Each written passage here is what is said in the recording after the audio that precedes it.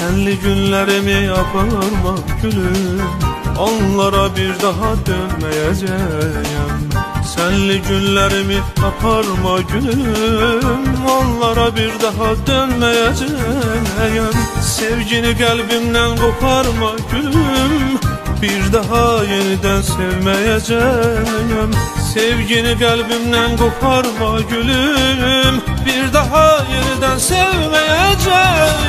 Kara gözlerine doyunca bakın, onları bir daha görmeyeceğim. Saçlarını bakışımla okşayım, onları bir daha öpmeyeceğim. Saçlarını bakışımla okşayım, onları bir daha öpmeyeceğim.